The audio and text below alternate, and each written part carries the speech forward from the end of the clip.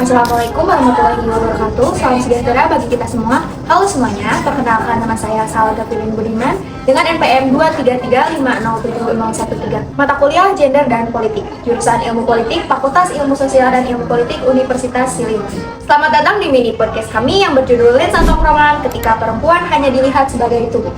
Pada kesempatan kali ini, kami akan membahas fenomena sosial yang sering kali terjadi di lingkungan anak muda. Khususnya, pembahasan ini seringkali dianggap hal yang biasa, yaitu objektifikasi pada perempuan.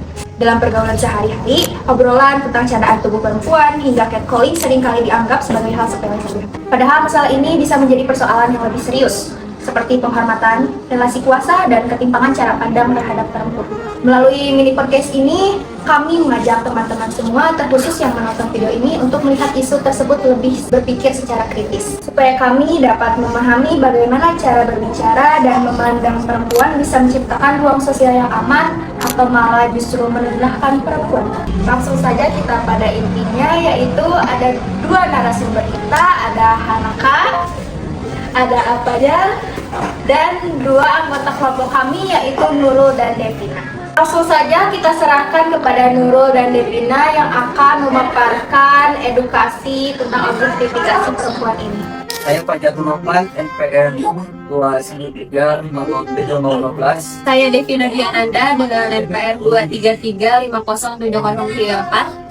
Saya Nurul Ihsan Sania dengan NPM 233507009. Saya Hana Kiane sebagai narasumber. Langsung aja ya ke pertanyaan untuk narasumber kita di sini. Ada Hanaka. Kita mau tanya nih, menurut Hanaka gitu ya, seberapa sering sih perempuan ini dijadikan bahan obrolan atau jadi topik di tongkrongan-tongkrongan ya, khususnya tongkrongan anak muda gitu, berdasarkan penampilan fisiknya ya tentunya, bukan berdasarkan prestasi dari si perempuan gitu. Oke, terima kasih ya. Jujur, hampir di setiap tongkrongan yang saya datangi, biasanya sering membahas hal-hal tersebut. Kayak misalnya, ada cewek di depan lewat, Ya. langsung dibahas. Wah, cewek itu bla bla bla bla segala macam. Boleh dijelasin nggak misalkan kayak apa gitu bentuk cat? Oh, catcalling. Iya. Kalau catcalling ya, tinggal jauh gitu. Halo Neng, tadi banget itu kan sudah catcalling. Jadi orang-orang tuh, terutama pada cowok-cowok ya, menganggap perempuan itu hanya sebagai public property gitu kalau kasarnya. Apalagi kalau cewek-cewek yang bisa dibilang mereka menempatkan diri jadi ruang publik itu dengan pakaian minim ya. Sama ya. Jadi perhatian itu menurut saya menganggap bahwa perempuan itu tuh adalah konsumsi publik. Jadi kalau ditanya seberapa sering pembahasannya di tongkrongan ya hampir setiap hari gitu. Tapi disclaimer dulu ya, tidak semua tongkrongan bisa disamaratakan seperti ini gitu. Tapi rata-rata mungkin ya. Rata-rata. Tapi kenapa ya kalau lagi nongkrong bahas perempuan, bahas cewek itu pernah dianggap bercanda? Nah, yang maka bisa ya. Batasan-batasannya itu semana gitu. Iya. Antara humor dan pelecehan Ya, beda. Ya, beda. Saya juga pernah kaji seperti ini ya.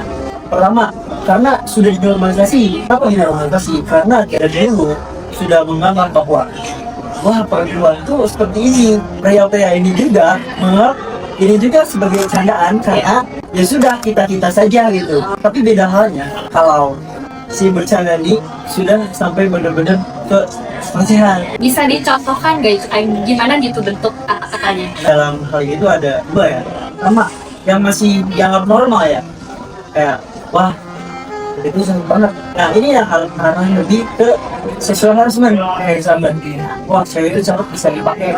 Wah, Nah itu ini tuh sering terjadi, bahkan di sekitaran kita banyak juga yang jadi hal itu ya. gitu. Tapi yang lucunya gitu ya, kalau perempuan nih, ketika perempuan korban hal seperti itu, laki-laki akan berlakukan dirinya sebagai victim blame. Contoh, saya bilang, wah, Devina cantik banget, bla bla bla. Devina komplain kepada saya, kamu gak boleh bilang gitu, bla bla. Saya victim lah.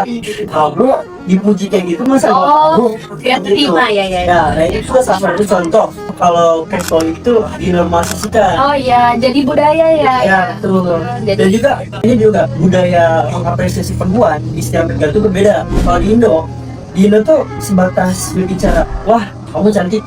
Ya. Ada perempuan di sini, Iya. tapi di negara-negara lain bakal bilang, wah kamu seksi. Senang ya? Senang.